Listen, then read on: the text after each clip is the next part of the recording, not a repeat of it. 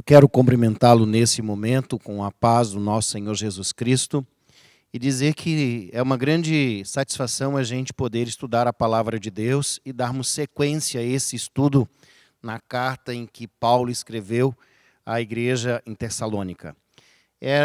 Paulo, quando enviou essa carta, ele estava muito preocupado com aquela igreja, a comunidade jovem, que ainda precisava se estabelecer na fé.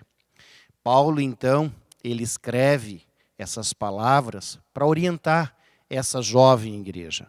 Inicialmente, ele parabeniza porque houve um sucesso do evangelho no coração dessa comunidade. Eles abraçaram a fé. Isso é obra também do Espírito Santo na vida deles. Mas Paulo também destaca que eles eram exemplos na fé, no testemunho, no compromisso. Ou seja, a experiência de vida cristã dele se tornou conhecida em toda aquela região. Mas esses pontos positivos são destacados na carta em que Paulo escreveu. Mas Paulo também exorta essa igreja. E no último culto, nós falamos a respeito disso. Paulo convidando essa igreja para a santificação. E ele menciona a questão da ética sexual, menciona também a questão do trabalho, porque algumas pessoas, elas acreditavam, né, e é algo realmente muito significativo, eles aguardavam a volta de Jesus para os dias deles. E em virtude desse breve retorno de Jesus, muitos abandonaram as suas lavouras, as suas atividades, e começaram então a viver de casa em casa, dependendo da graça, do favor de outras pessoas. Paulo, então, repreende, dizendo que nós devemos aguardar a volta de Jesus, devemos ser zelosos, mas jamais abandonarmos o trabalho. E Paulo convida essa congregação, ou algumas pessoas dessa congregação, a voltar para o trabalho. Mas, nesta noite, nós queremos trabalhar um outro assunto desta carta. E eu quero convidar você para os últimos versos do capítulo 4, os versículos 13 até o versículo 18, aonde eu leio assim: Não queremos, porém, irmãos, que sejais ignorantes com respeito aos que dormem, para que não vos entristecerdes com os demais, que não têm esperança. Pois se cremos que Jesus morreu e ressuscitou, assim também Deus, mediante Jesus, trará em sua companhia os que dormem. Versículo 15. Ora, ainda vos declaramos por palavra do Senhor, isto, nós, os vivos, os que ficarmos até a vinda do Senhor, de modo algum precederemos os que dormem. Porquanto o Senhor mesmo, dada a sua palavra de ordem, ouvida a voz do arcanjo e ressoada a trombeta de Deus, descerá dos céus, e os mortos em Cristo ressuscitarão primeiro. Depois nós, os vivos, os que ficarmos, seremos arrebatados juntamente com eles entre nuvens para o encontro do Senhor nos ares, e assim estaremos para sempre com o Senhor. E o versículo 18 diz assim: Consolai-vos, pois, uns aos outros com estas palavras. Existem 3 expressões que são expressões que nós gostamos muito de ouvir. E a primeira expressão que todos nós apreciamos é eu te amo. Nós gostamos de ouvir isso, quer seja da esposa, quer seja do esposo, quer seja de um filho ou de uma filha. Eu me lembro claramente quando eu ouvi pela primeira vez o meu filho dizer eu te amo. Foi para mim muito importante. E recentemente ouvi da minha filha dizendo, papai, eu te amo. Nós gostamos muito de ouvir eu te amo. A segunda coisa que nós gostamos muito de ouvir é vamos comer. E existem algumas famílias que têm uma tradição, né, da mesa. Como é gostoso quando você escuta vamos comer, vamos lanchar, vamos jantar. E eu casei com uma esposa que gosta e aprecia muito a cozinha. A minha sogra, é especialista e tudo dela, na realidade, é uma mesa pronta e sentar na volta da mesa e comer. E é gostoso realmente. Mas existe uma terceira expressão que nós gostamos muito de ouvir, que é a expressão vamos para casa. Depois que é muito bom viajar, é muito bom você passar alguns dias num hotel, mas como é bom também você voltar para casa. Como é bom depois de um dia de trabalho, você poder retornar para o lar, porque é justamente no lar que nós podemos experienciar algumas coisas prazerosas. Por exemplo, uma boa comida, o carinho dos membros da nossa família. É no lar que nós encontramos essa proximidade, esse carinho, esse afeto, e aonde nós conseguimos ser nós mesmos. Por isso, vamos para casa é uma das expressões que nós mais apreciamos de ouvir. E com certeza, a comunidade que estava em Tessalônica era uma comunidade jovem, que o apóstolo Paulo já havia mencionado, já havia explicado a respeito da volta de Jesus. Esse tema não era agora um tema novo para ele, que o apóstolo Paulo estava fazendo através de uma carta. Paulo explicou, mas não deu tempo para explicar todos os pormenores. E eles, então, ficaram com dúvidas. E as dúvidas deles são dúvidas que, de repente, nós, em algum momento da nossa vida, nós também compartilhamos ou temos experiências semelhantes. Por exemplo, eles perceberam que algumas pessoas que pertenciam à comunidade, elas ficaram doentes ou devido a outras dificuldades, elas morreram antes, de velhice. E como é que ficava agora essas pessoas diante da volta de Jesus? Será que eles iriam experimentar toda a majestade, toda a glória da volta de Jesus, como aqueles que estariam vivos? Ou será que teria qualquer outra dificuldade, como essas pessoas que descansaram antes do retorno de Jesus? Eu me recordo que essa dúvida também apareceu na minha mente nos meus primeiros passos na fé cristã. O que aconteceria com as pessoas que já descansam em Cristo Jesus, que têm conhecimento do Evangelho? Mas a palavra de Deus, ela é muito preciosa. E o apóstolo Paulo, ele menciona para nós, esclarecendo o que vai acontecer. E quando Paulo ele começa a descrever isso, primeiramente, ele compara a morte como um sono. E se você conhece bem a palavra de Deus, sabe que o próprio Jesus Cristo, quando ele foi se referir à morte de Lázaro, ele disse, meu amigo Lázaro está dormindo. Existe também uma frase que eu li em um livro dizendo que os gregos, eles conheciam o cemitério não como cemitério, mas como um dormitório. Olha bem a expressão, dormitório. E Jesus ele comparou a morte como um sono. Para aqueles que morrem em Cristo Jesus, estão descansando, aguardando o momento da ressurreição. E em segundo lugar, Paulo aqui também deixa muito claro que aquelas pessoas que morreram antes do retorno de Jesus, né? Ou seja, as pessoas que morreram antes da volta de Jesus, eles não perderão pelo fato de terem morrido antes. Pelo contrário, a Bíblia revela para nós que essas pessoas elas serão ressuscitadas, transformadas, e depois, então, de serem transformadas, os justos serão transformados, né, os vivos, e agora, então, ambos estarão indo para o céu, ou serão arrebatados. E quando nós olhamos para isso, nós compreendemos que não existe nenhum prejuízo para as pessoas que já descansaram em Cristo Jesus. Mas Paulo, ele menciona claramente dizendo assim, olha, que eles não deveriam ficar tristes porque essas pessoas morreram. Paulo aqui não está dizendo assim, que eles não deveriam ter esse luto. O luto faz parte de um processo natural quando nós perdemos uma pessoa querida. Não é dessa tristeza que Paulo está se referindo? Paulo está se referindo aqui à tristeza de achar que eles vão perder algo por eles terem descansado ou terem morrido antes do retorno de Jesus. E eles serão recompensados da mesma maneira como aqueles que estarão vivos por ocasião de Jesus.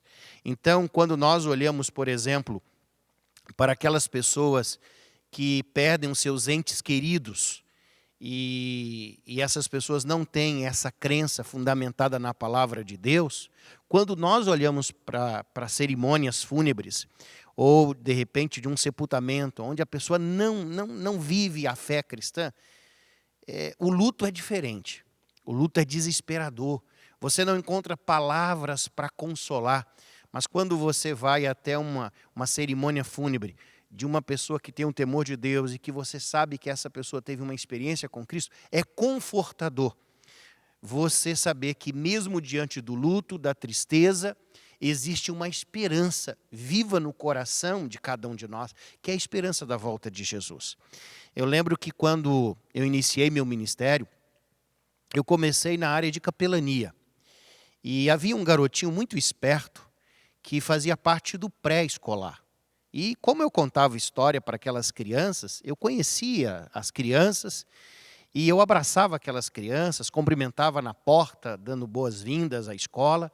Mas aquele garoto que eu estou me referindo era um garoto que também eu tinha uma proximidade, porque ele era filho de um colega que era pastor.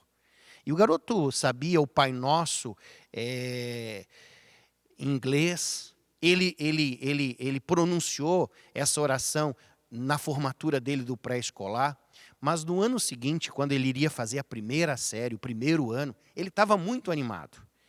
Os pais já haviam comprado a mochila, ele já estava ali na expectativa dos primeiros dias de aula, só que antes do início das aulas, nós tivemos ali o período do carnaval. E o pai foi com o filho para um retiro. E como é meio comum, né, retiro de carnaval tem que ter água, né, um período quente. E ele estava numa praia. E a criança simplesmente afogou ali aos pés do pai. A família não conseguiu explicar, ninguém conseguiu explicar muito bem como é que aconteceu. Mas o garoto faleceu. E quando eu passei da frente da igreja e vi aquele movimento e fiquei sabendo dessa história, eu fiquei muito triste, né, com a história daquele aluno, daquele colega, e eu fui até o culto fúnebre. E eu vou dizer uma coisa para você. Eu fui ali ensaiando algumas palavras para poder me aproximar daquele pai, daquele colega, e dizer, quem sabe, algumas palavras na tentativa de confortar. Mas a minha surpresa foi que aquele casal, diante do corpo do filho, sem vida, eles subiram até a plataforma da igreja e, diante de uma igreja cheia, eles louvaram o nome de Deus. Eu não me esqueço dessa cena, daquele casal de pais cantando diante do corpo frio e sem vida do filho, mas na esperança de que muito em breve, na volta de Jesus, eles estarão recebendo o corpo agora com vida do seu filho. Sabe, a palavra de Deus deixa muito claro para nós essa esperança. Mas quando a Bíblia fala dos mortos, aqueles que descansam em Cristo Jesus, nos dá essa certeza. E quanto aos vivos, o apóstolo Paulo também, ele usa aqui uma palavra no grego, que é muito comum no Novo Testamento, que é a palavra parousia. Essa palavra é a palavra usada para se referir ao retorno de Jesus. E o que ela significa? Essa era uma palavra que era muito usada no contexto de um general romano, né? Ou seja, como assim? Os generais iam para suas guerras, para suas batalhas, e no momento então que eles voltavam dos conflitos vitoriosos, eles então agora com a sua roupa especial, em um cavalo preparado com seu exército, eles entravam triunfantemente pelas avenidas ou pela rua principal da cidade. E toda aquela homenagem diante da vitória, diante daquele general, E a palavra parousia vem daí. Ou seja, é a certeza da vitória, mas não é uma vitória qualquer. É uma vitória com todos os soldados, com todos aqueles que são remanescentes. É uma entrada triunfal em uma cidade. E aqui eu imagino a cidade, a Nova Jerusalém.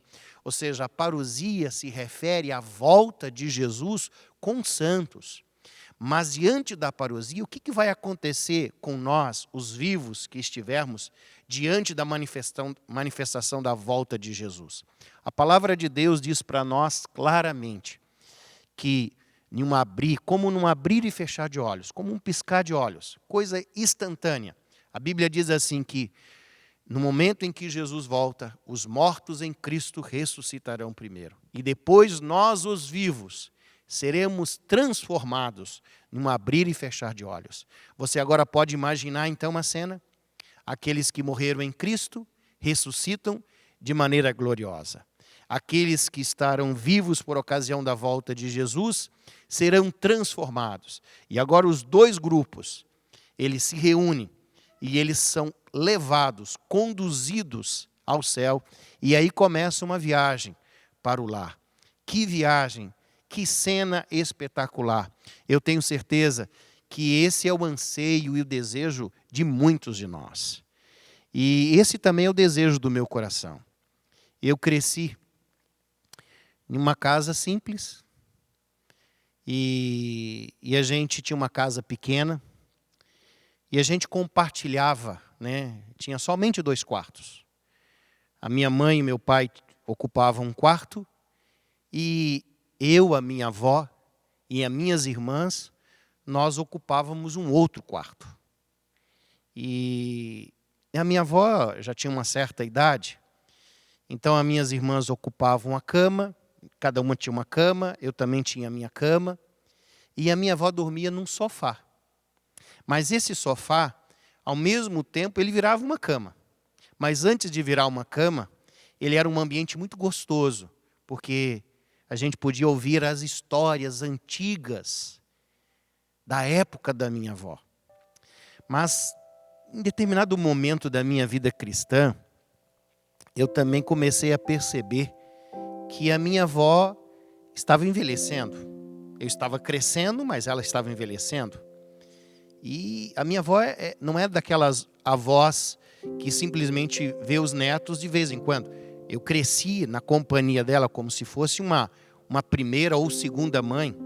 E era uma avó muito presente, que ajudava financeiramente, que estava presente na educação e nos defendia e nos tratava como filhos. E ao perceber assim o envelhecimento, muitas noites eu passei acordado, porque tinha no meu coração aquele sentimento assim: minha avó vai morrer.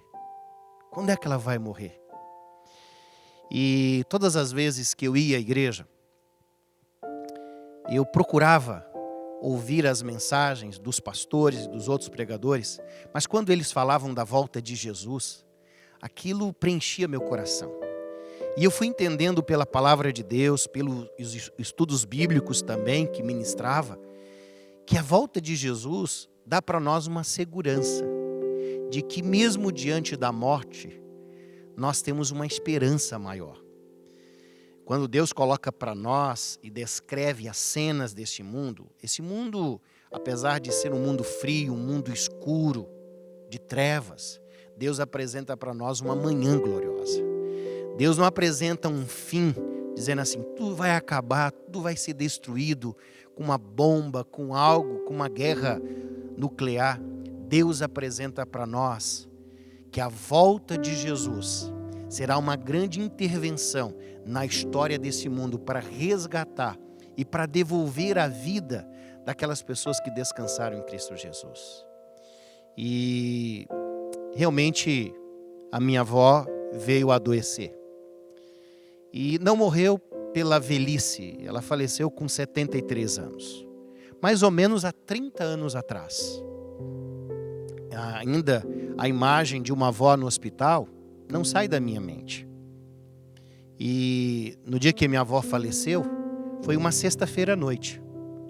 No sábado pela manhã, nós tentamos entrar em contato com um pastor da igreja para poder fazer o culto fúnebre, e o pastor estava em um concílio, e na época não tinha celular, não tinha como entrar em contato, e alguns irmãos da igreja falaram para mim: Márcio, por que você não faz o culto fúnebre da sua avó? Eu tinha meus 17 anos, e Deus, na realidade, colocou no meu coração que eu deveria, naquele momento de dor, compartilhar a mensagem com a igreja. E eu vou dizer para vocês, foi muito difícil fazer o sermão fúnebre no culto da minha avó. Mas o Espírito Santo me usou para trazer conforto ao coração da minha família, para trazer esperança também para o meu coração. E naquele dia, eu assumi um compromisso que já estava forte no meu coração, que era o desejo de ser pastor, o desejo de ser um ministro do Evangelho. E o desejo era tão forte de ver Jesus voltar, que eu falei: eu preciso ser um pregador dessa mensagem. Eu preciso me transformar num arauta, num pregador dessa mensagem, que vai anunciar a volta de Jesus. E é isso que eu tenho feito. Jesus, ele vai voltar. E a volta de Jesus é uma certeza, porque Deus, ele tem um compromisso, e esse compromisso de Deus foi firmado em profecia, e é um compromisso profético que vai se cumprir. Ainda não se cumpriu, mas vai se cumprir. Jesus vai voltar, e quando Jesus voltar, ele vai transformar a nossa vida, vai transformar as pessoas que descansaram em Cristo Jesus, vão ressuscitar, e nós juntos iremos para o lar. Que Deus nos abençoe, e que essa mensagem ela possa trazer esperança para o seu coração, como trouxe para o meu, e que nós possamos nos agarrar nessa certeza da volta de Jesus.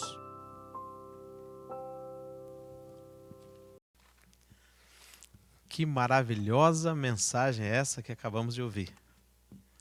Uma mensagem confortante. A morte em breve terá fim. Como é bom poder cantar disso também.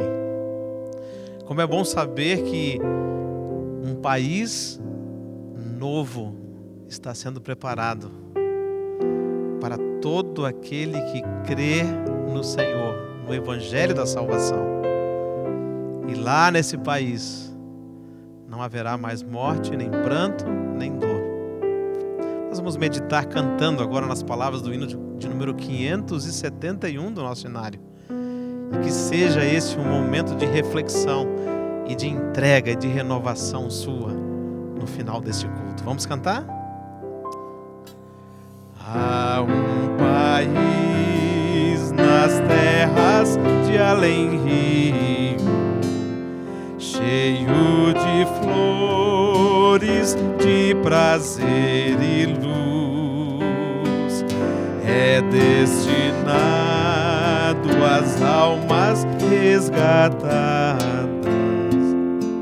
Lá não terão mais lutas nem mais cruz, pois é ali que a morte não mais entra, nem mais pecado ou brilho tirará. Jesus, o Rei dessas mansões tão lindas, os salvos todos com prazer abraçará. Lindo país, eu vejo a brisa mansa acariciar campinas e jardins e embalar as palmas prateadas dos perfumados vales com jasmim. E quando o sol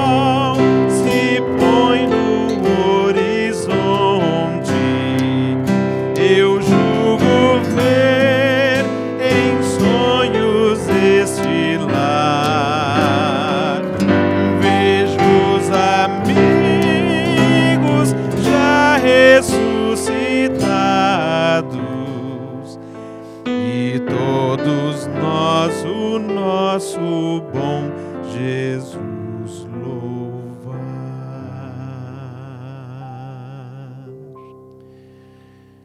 Obrigado, Senhor, por essa promessa maravilhosa na palavra de Deus. Obrigado, Senhor, porque o nosso mundo, ele não terminará em dias sombrios, sem vida, sem esperança. Nós temos uma esperança maravilhosa, a esperança da volta de Jesus. Quando Deus estará ressuscitando aqueles que descansam em Cristo Jesus e transformará todos aqueles que estão vivos e que creem no nome do Senhor. Senhor, nós queremos fazer parte desse grupo que estará indo para o céu, morar contigo e habitar contigo, reinar e julgar. Que Deus nos abençoe, para que a volta de Jesus e essa esperança continue forte, latente em nosso coração. E que diante dos nossos afazeres neste mundo, jamais possamos abrir mão dessa direção e desse foco. Que Deus nos abençoe, nos dando um restante de semana abençoado. É o que nós rogamos no doce nome de Cristo Jesus. Amém.